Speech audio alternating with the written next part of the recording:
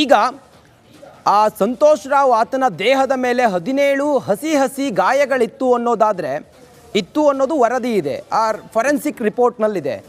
ಆ ಗಾಯದ ಒಂದಿಷ್ಟು ವರದಿಯನ್ನು ನೋಡಿದಾಗ ಈತನೇ ಮಾಡಿದ್ದಾನೆ ಅಥವಾ ಈತ ಮಾಡಿರಬಹುದು ಅನ್ನೋಷ್ಟು ಪ್ರೂವ್ ಮಾಡುವಂಥ ಸಾಕ್ಷಿ ನಮಗೆ ಸಿಕ್ಕಂಗೆ ಯಾಕೆ ಇದಿಷ್ಟೊಂದು ಎಳೆದುಕೊಂಡು ಹೋಗ್ತಾ ಇದೆ? ಆತ ಅಲ್ಲ ಆ ಥರ ಹೌದು ಅನ್ನೋದಾದ್ರೆ ಯಾಕೆ ಇಷ್ಟೊಂದು ನಮಗೆ ಟ್ರಾಜಿಡಿ ತರ ಅನಿಸ್ತಾ ಇದೆ? ದಿ ಪ್ರೆಸೆನ್ಸ್ ಆಫ್ ಇಂಜುರೀಸ್ ನಾನು ಮೊದಲೇ ಹೇಳಿದಾಗೆ ಅವರ ದೇಹದ ಮೇಲೆ ಇರ್ತಕ್ಕಂಥ ಗಾಯಗಳು ಈ ಕೇಸ್ ನಲ್ಲಿ ಆಗಿರಬಹುದು ಅಂತ ಹೆಲ್ಪ್ ಆಗುತ್ತೆ ಅಷ್ಟೇ ಹೊರತು ಆಗಿದೆ ಅಂತ ಹೇಳಲಿಕ್ಕೆ ಯಾವಾಗ ಅಂದ್ರೆ ಈ ಗಾಯ ಬೇರೆ ರೀತಿಯಿಂದ ಆಗ್ಬೋದಾ ಅಂತ ಹೇಳಿದ್ರೆ ದಟ್ ಇಸ್ ಸಾಧ್ಯತೆ ಇದೆ.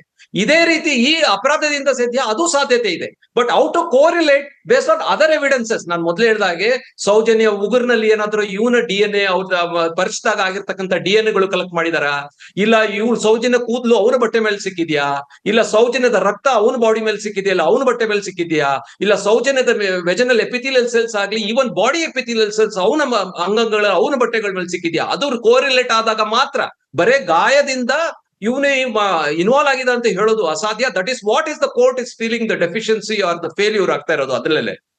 ಎರಡು ಪ್ರಮುಖ ಪ್ರಶ್ನೆ. ಒಂದು, ಬ್ರೈನ್ ಮ್ಯಾಪಿಂಗಿಗೆ ಒಳಗಾಗೋ ಸಾಧ್ಯತೆ ಈಗಲೂ ಇದೆ ಸಂತೋಷ್ ರಾವ್ ಅವರಿಗೆ.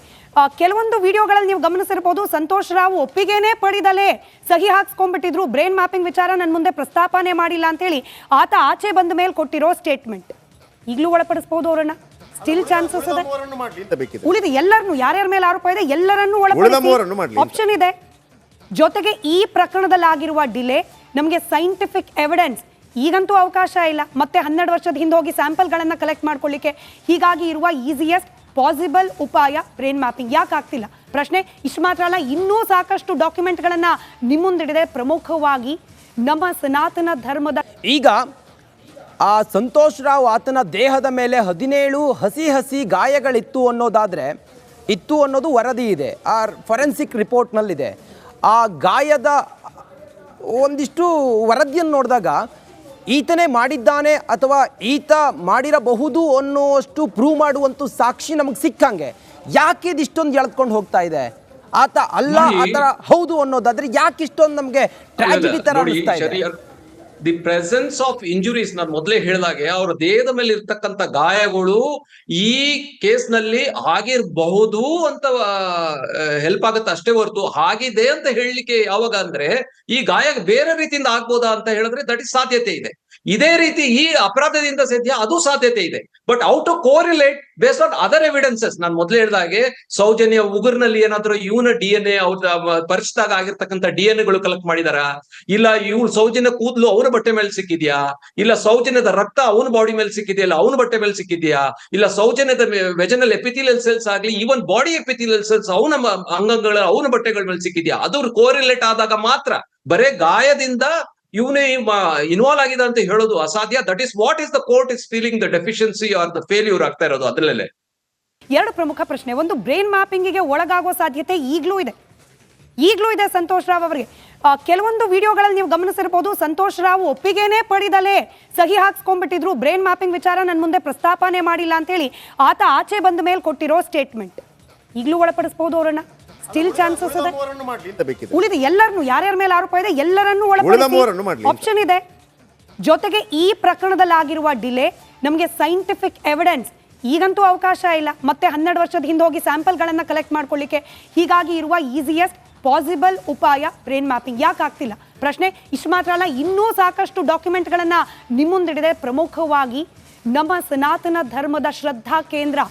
ಈಗ ಆ ಸಂತೋಷ್ ರಾವ್ ಆತನ ದೇಹದ ಮೇಲೆ 17 ಹಸಿ ಗಾಯಗಳಿತ್ತು ಅನ್ನೋದಾದರೆ ಇತ್ತು ಅನ್ನೋದು ವರದಿ ಇದೆ, ಆ ಫೊರೆನ್ಸಿಕ್ ರಿಪೋರ್ಟ್ನಲ್ಲಿದೆ. ಆ ಗಾಯದ ಒಂದಿಷ್ಟು ವರದಿಯನ್ನು ನೋಡಿದಾಗ ಈತನೇ ಮಾಡಿದ್ದಾನೆ ಅಥವಾ ಈತ ಮಾಡಿರಬಹುದು ಅನ್ನೋಷ್ಟು ಪ್ರೂವ್ ಮಾಡುವಂಥ ಸಾಕ್ಷಿ ನಮಗೆ ಸಿಕ್ಕಂಗೆ ಯಾಕೆ ಇದಿಷ್ಟೊಂದು ಎಳೆದುಕೊಂಡು ಹೋಗ್ತಾ ಇದೆ? ಆತ ಅಲ್ಲ ಆ ಥರ ಹೌದು ಅನ್ನೋದಾದ್ರೆ ಯಾಕೆ ಇಷ್ಟೊಂದು ನಮಗೆ ಟ್ರಾಜಿಡಿ ತರ ಅನಿಸ್ತಾ ಇದೆ? ದಿ ಪ್ರೆಸೆನ್ಸ್ ಆಫ್ ಇಂಜುರೀಸ್ ನಾನು ಮೊದಲೇ ಹೇಳಿದಾಗೆ ಅವರ ದೇಹದ ಮೇಲೆ ಇರ್ತಕ್ಕಂಥ ಗಾಯಗಳು ಈ ಕೇಸ್ ನಲ್ಲಿ ಆಗಿರಬಹುದು ಅಂತ ಹೆಲ್ಪ್ ಆಗುತ್ತೆ ಅಷ್ಟೇ ಹೊರತು ಆಗಿದೆ ಅಂತ ಹೇಳಲಿಕ್ಕೆ ಯಾವಾಗ ಅಂದ್ರೆ ಈ ಗಾಯ ಬೇರೆ ರೀತಿಯಿಂದ ಆಗ್ಬೋದಾ ಅಂತ ಹೇಳಿದ್ರೆ ದಟ್ ಇಸ್ ಸಾಧ್ಯತೆ ಇದೆ. ಇದೇ ರೀತಿ ಈ ಅಪರಾಧದಿಂದ ಸದ್ಯ ಅದು ಸಾಧ್ಯತೆ ಇದೆ. But ought to correlate based on other evidences ನಾನು ಮೊದಲೇ ಹೇಳಿದಾಗೆ ಸೌಜನ್ಯ ಉಗುರ್ನಲ್ಲಿ ಏನಾದ್ರು ಇವನ DNA ಅವ್ರ ಪರಿಚಿತಾಗ ಆಗಿರ್ತಕ್ಕಂಥ DNA ಗಳು ಕಲೆಕ್ಟ್ ಮಾಡಿದಾರ, ಇಲ್ಲ ಇವ್ರು ಸೌಜನ್ಯ ಕೂದಲು ಅವನ ಬಟ್ಟೆ ಮೇಲೆ ಸಿಕ್ಕಿದ್ಯಾ, ಇಲ್ಲ ಸೌಜನ್ಯದ ರಕ್ತ ಅವನ ಬಾಡಿ ಮೇಲೆ ಸಿಕ್ಕಿದ್ಯಾ, ಇಲ್ಲ ಅವನ ಬಟ್ಟೆ ಮೇಲೆ ಸಿಕ್ಕಿದ್ಯಾ, ಇಲ್ಲ ಸೌಜನ್ಯದ ವೆಜನಲ್ ಎಪಿಥಿಲಿಯಲ್ ಸೆಲ್ಸ್ ಆಗ್ಲಿ ಈವನ್ ಬಾಡಿ ಎಪಿಥಿಲಿಯಲ್ ಸೆಲ್ಸ್ ಅವನ ಅಂಗಗಳ ಅವನ ಬಟ್ಟೆಗಳ ಮೇಲೆ ಸಿಕ್ಕಿದ್ಯಾ, ಅದು ಕೋರಿಲೇಟ್ ಆದಾಗ ಮಾತ್ರ ಬರೇ ಗಾಯದಿಂದ ಇವನೇ ಇನ್ವಾಲ್ವ್ ಆಗಿದೆ ಅಂತ ಹೇಳೋದು ಅಸಾಧ್ಯ. That is what is the court is feeling the deficiency are the failure ಆಗ್ತಾ ಇರೋದು ಅದ್ರಲ್ಲೇ. ಎರಡು ಪ್ರಮುಖ ಪ್ರಶ್ನೆ. ಒಂದು, ಬ್ರೈನ್ ಮ್ಯಾಪಿಂಗಿಗೆ ಒಳಗಾಗೋ ಸಾಧ್ಯತೆ ಈಗಲೂ ಇದೆ ಸಂತೋಷ್ ರಾವ್ ಅವರಿಗೆ. ಕೆಲವೊಂದು ವಿಡಿಯೋಗಳಲ್ಲಿ ನೀವು ಗಮನಿಸಿರ್ಬೋದು, ಸಂತೋಷ್ ರಾವ್ ಒಪ್ಪಿಗೆನೇ ಪಡೆದಲೇ ಸಹಿ ಹಾಕ್ಸ್ಕೊಂಡ್ಬಿಟ್ಟಿದ್ರು, ಬ್ರೈನ್ ಮ್ಯಾಪಿಂಗ್ ವಿಚಾರ ನನ್ನ ಮುಂದೆ ಪ್ರಸ್ತಾಪನೆ ಮಾಡಿಲ್ಲ ಅಂತೇಳಿ ಆತ ಆಚೆ ಬಂದ ಮೇಲೆ ಕೊಟ್ಟಿರೋ ಸ್ಟೇಟ್ಮೆಂಟ್. ಈಗಲೂ ಒಳಪಡಿಸಬಹುದು ಅವರನ್ನ, ಸ್ಟಿಲ್ ಚಾನ್ಸಸ್ ಇದೆ. ಉಳಿದ ಎಲ್ಲರನ್ನು, ಯಾರ್ಯಾರ ಮೇಲೆ ಆರೋಪ ಇದೆ ಎಲ್ಲರನ್ನೂ ಒಳಪಡಿಸಿ ಆಪ್ಷನ್ ಇದೆ. ಜೊತೆಗೆ ಈ ಪ್ರಕರಣದಲ್ಲಿ ಆಗಿರುವ ಡಿಲೇ ನಮಗೆ ಸೈಂಟಿಫಿಕ್ ಎವಿಡೆನ್ಸ್ ಈಗಂತೂ ಅವಕಾಶ ಇಲ್ಲ, ಮತ್ತೆ 12 ವರ್ಷದ ಹಿಂದೆ ಹೋಗಿ ಸ್ಯಾಂಪಲ್ಗಳನ್ನು ಕಲೆಕ್ಟ್ ಮಾಡ್ಕೊಳ್ಳಿಕ್ಕೆ.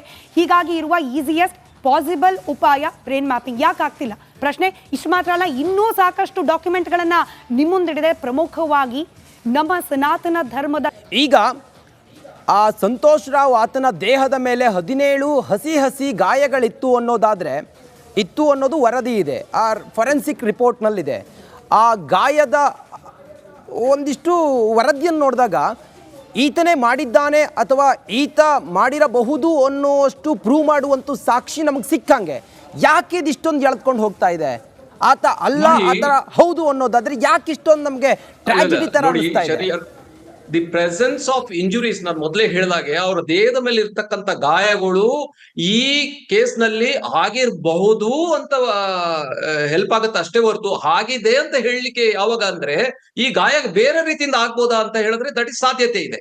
ಇದೇ ರೀತಿ ಈ ಅಪರಾಧದಿಂದ ಸದ್ಯ ಅದು ಸಾಧ್ಯತೆ ಇದೆ. But ought to correlate based on other evidences ನಾನು ಮೊದಲೇ ಹೇಳಿದಾಗೆ ಸೌಜನ್ಯ ಉಗುರ್ನಲ್ಲಿ ಏನಾದ್ರು ಇವನ DNA ಅವ್ರ ಪರಿಚಿತಾಗ ಆಗಿರ್ತಕ್ಕಂಥ DNA ಗಳು ಕಲೆಕ್ಟ್ ಮಾಡಿದಾರ, ಇಲ್ಲ ಇವ್ರು ಸೌಜನ್ಯ ಕೂದಲು ಅವನ ಬಟ್ಟೆ ಮೇಲೆ ಸಿಕ್ಕಿದ್ಯಾ, ಇಲ್ಲ ಸೌಜನ್ಯದ ರಕ್ತ ಅವನ ಬಾಡಿ ಮೇಲೆ ಸಿಕ್ಕಿದ್ಯಾ, ಇಲ್ಲ ಅವನ ಬಟ್ಟೆ ಮೇಲೆ ಸಿಕ್ಕಿದ್ಯಾ, ಇಲ್ಲ ಸೌಜನ್ಯದ ವೆಜನಲ್ ಎಪಿಥಿಲಿಯಲ್ ಸೆಲ್ಸ್ ಆಗ್ಲಿ ಈವನ್ ಬಾಡಿ ಎಪಿಥಿಲಿಯಲ್ ಸೆಲ್ಸ್ ಅವನ ಅಂಗಗಳ ಅವನ ಬಟ್ಟೆಗಳ ಮೇಲೆ ಸಿಕ್ಕಿದ್ಯಾ, ಅದು ಕೋರಿಲೇಟ್ ಆದಾಗ ಮಾತ್ರ ಬರೇ ಗಾಯದಿಂದ ಇವನೇ ಇನ್ವಾಲ್ವ್ ಆಗಿದೆ ಅಂತ ಹೇಳೋದು ಅಸಾಧ್ಯ. That is what is the court is feeling the deficiency are the failure ಆಗ್ತಾ ಇರೋದು ಅದ್ರಲ್ಲೇ. ಎರಡು ಪ್ರಮುಖ ಪ್ರಶ್ನೆ. ಒಂದು, ಬ್ರೈನ್ ಮ್ಯಾಪಿಂಗಿಗೆ ಒಳಗಾಗೋ ಸಾಧ್ಯತೆ ಈಗಲೂ ಇದೆ ಸಂತೋಷ್ ರಾವ್ ಅವರಿಗೆ. ಕೆಲವೊಂದು ವಿಡಿಯೋಗಳಲ್ಲಿ ನೀವು ಗಮನಿಸಿರ್ಬೋದು, ಸಂತೋಷ್ ರಾವ್ ಒಪ್ಪಿಗೆನೇ ಪಡೆದಲೇ ಸಹಿ ಹಾಕ್ಸ್ಕೊಂಡ್ಬಿಟ್ಟಿದ್ರು, ಬ್ರೈನ್ ಮ್ಯಾಪಿಂಗ್ ವಿಚಾರ ನನ್ನ ಮುಂದೆ ಪ್ರಸ್ತಾಪನೆ ಮಾಡಿಲ್ಲ ಅಂತೇಳಿ ಆತ ಆಚೆ ಬಂದ ಮೇಲೆ ಕೊಟ್ಟಿರೋ ಸ್ಟೇಟ್ಮೆಂಟ್. ಈಗಲೂ ಒಳಪಡಿಸಬಹುದು ಅವರನ್ನ, ಸ್ಟಿಲ್ ಚಾನ್ಸಸ್ ಇದೆ. ಉಳಿದ ಎಲ್ಲರನ್ನು, ಯಾರ್ಯಾರ ಮೇಲೆ ಆರೋಪ ಇದೆ ಎಲ್ಲರನ್ನೂ ಒಳಪಡಿಸಿ ಆಪ್ಷನ್ ಇದೆ.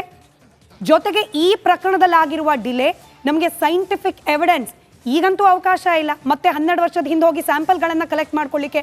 ಹೀಗಾಗಿ ಇರುವ ಈಸಿಯೆಸ್ಟ್ ಪಾಸಿಬಲ್ ಉಪಾಯ ಬ್ರೈನ್ ಮ್ಯಾಪಿಂಗ್. ಯಾಕೆ ಆಗ್ತಿಲ್ಲ ಪ್ರಶ್ನೆ. ಇಷ್ಟು ಮಾತ್ರ ಅಲ್ಲ, ಇನ್ನೂ ಸಾಕಷ್ಟು ಡಾಕ್ಯುಮೆಂಟ್ಗಳನ್ನು ನಿಮ್ಮುಂದಿಡಿದೆ. ಪ್ರಮುಖವಾಗಿ ನಮ್ಮ ಸನಾತನ ಧರ್ಮದ ಶ್ರದ್ಧಾ ಕೇಂದ್ರ